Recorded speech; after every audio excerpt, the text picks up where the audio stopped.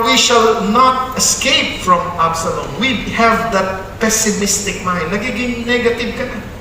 Lagi ka ng negative sa buhay mo. At pag ang kasama mo ay laging negative, gusto mo ba yun? Nakakapagod. Ano po? At ang sabi po ng isang general na naging presidente ng Amerika, this is what he said, pessimism never won any battles. Wala kang ipapanalo. Pag lagi kang negative, no po, pessimism never won any battle. Walang panalo talaga. Mahirap yan. Ay, hindi pwede yan. No? Ay, nakakatakot yan. Ay, malulugi ka dyan. And so on and so forth. You will never win any battle. Meron ba ho tayong kaibigan ganon? At pag meron po tayong kaibigan ganon, ang hirap. Papasukin mo yung negosyo. Ay, wag yan. Hindi maganda ngayon yan. Ano papasukin kurso? Oy, mahirap yan. Anong pinakamadaling instrumento? Ay, mahirap lahat yan. You know what I'm talking about? You will not win any battle. Alam niyo po, yung ating church, minsan po, ito po, this will serve as my reporting as well.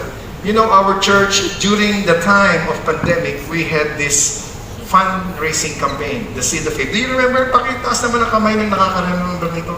Ayan, po. We had this fundraising campaign, Seed of Faith, ito po. At ito po ay in the time of pandemic. And of course, ang target amount po ng ating fundraising campaign na ito was 30 million in the time of pandemic. The Lord has placed this in my heart, and I will be confident to say that to you. The Lord has placed this in my heart, and I have shared this to the congregation. Would you like to plant in the time of pandemic? And I have a verse for that. And many people, you know, we have exercised our faith. But of course, there are some who would have the negative thoughts about this. Ano ba naman yan? Panahon ng pandemya, wala namang trabaho. Diba? Wala namang trabaho. Nagkakandamatay-matay na nga. Magpa-fundraising ng 30 million ang church. The negatives.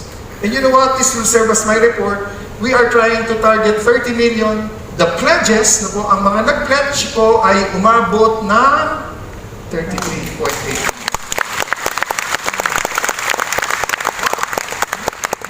Siyempre po, pangako pa lang yan. Pangako pa lang yan. Pero salamat, di ba? Nag-pledge, nag-exercise ng faith. At siyempre, mas maganda, ano na ba ho yung collection? Ito na po ang collection as of today. Ito na po ang ating na-collect. 29.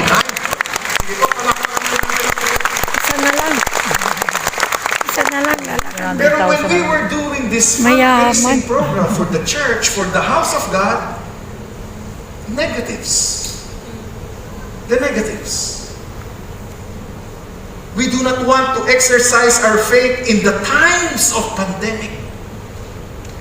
Ano ba ang magiging resulta pag nagtanim ako sa panahon ng pandemya? Magtanong-tanong po ako at ito ang ilan sa mga na may mga patotoo na po at gusto ko pong ibahagi ito.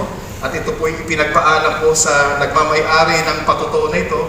Ito po ay patotoo ni Sister Gly. Siya po ay part ng ating ushering ministry. No? Makikita po niyo po siya dyan at ina-usher po kayo sa inyong upuan. No? Si Sister Gly po ay ang kanyang plano sana ay ipatayo or mag-renovate ng kanyang tahanan. Nakaipon na po siya ng pera. She saved her hard-earned money and she was about to renovate her house. And she heard the fundraising program. Kung uunahin ng Diyos o uunahin niya yung kanyang renovation, naka-earmark na po yung malaking pera na yun para sa kanyang renovation. And yet, there was this Seed of Faith program for the church. And so she prayed, and sabi niya, kailangan unahin ko ang Panginoong Diyos. So she gave all for the Lord. Kailangan unahin natin ang Panginoong Diyos. At nung inuna niya po ang Panginoong Diyos, alam niyo po ang kanyang hanap buhay. Ang kanya pong hanap buhay ay travel agency. And of course, we know, during the pandemic, travel agency, that industry was one of the hardest hit industry, ang travel agency. Nagsara. Maraming nagsarang travel agency. Ang isang milagro na nangyari sa kanyang buhay, during the pandemic, ang kanyang travel agency ay minsan ay hindi nagsara. Purihin po ang Panginoong Diyos. Hindi po pala parang natin. Kaya nung nag-share niya sa akin yun na, kamusta na yun? Kasi worried ako. Kamusta na yung travel agency mo? Sarado? Pastor, hindi kami sarado. Ang dami naming kliyente. Ganun. Iwan ang lumilipad na aeroplano. Wow! Napawaw po ako. Ito talaga yung wow. Amen? No? At hindi lang po yun, dahil hindi po nagsasara ang kanyang business sa panahon ng pandemya. Dahil inuna ang Diyos, yung kanyang pangarap na ma-renovate ang kanyang bahay. Ito po yung kanyang bahay ngayon. Wow. Renovate na. Talagang may wow. Kaya pag tayo po ay nabigyan ng pagkakataon magtanim, hindi ka nawawalan. Amen ba po yun? Amen ba po yun? Ang magsasaka, uulitin ko po ito, lagi ko po ito nasasabi. Ang magsasaka, pag siya po ay may binhi. The farmer, when you have those seed, hindi mo itatanim, you get my point? Isa kang magsasaka, meron kang binhi, hindi mo itatanim, hindi mo naman pwedeng kainin yan. So we have to plant that seed and let it grow so that you will be blessed and your family will be blessed as well. Amen ba po yun? Sige nga po, palakpakan natin ulit. So salamat na lang, nagtanim siya sa panahon ng pandemya, sa panahon ng tagtuyot, sa panahon ng it was famine, and he planted the seed and the Lord made it grow. Ano po? For David, siya po ay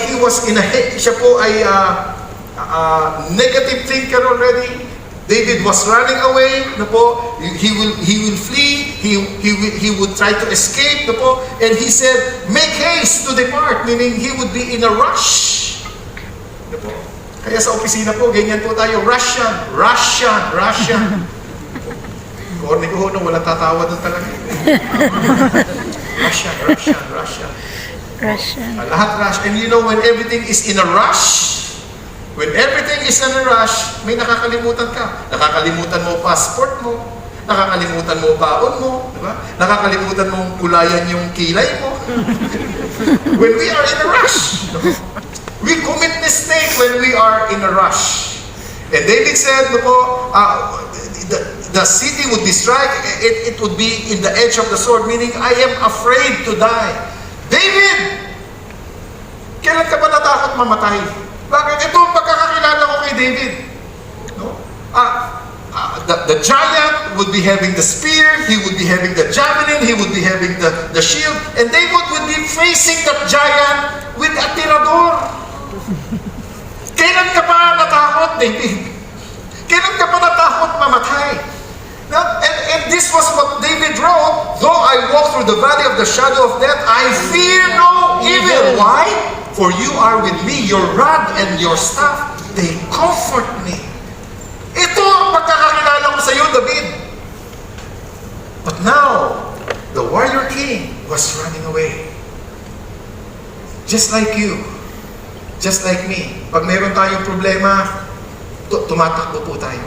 Si David, yung aking paboritong Bible character, minsan sa kanyang buhay, napatakbo din. Not the typical of you. Maybe the typical of me, the typical of you, but not of David. But now, the warrior king was running away. So the point is, what's the difference between him and me right now? Ano ngayon ang pinagkaiba niya at ako? Gusto ko makita ano yung pananampalataya ni David at yung pananampalataya natin. And when you read further in this chapter, this is what happened in 2 Samuel chapter 15. There was Zadok, the priest also, and all the Levites, the one who would be attending the house of the Lord. They were bearing the ark of the covenant of God. When they were running away, they carried with them the ark of the covenant of God. When they were in a rush, when they were going in haste, when they were fleeing, departing so fast, they never forgot the presence of God to be brought with them.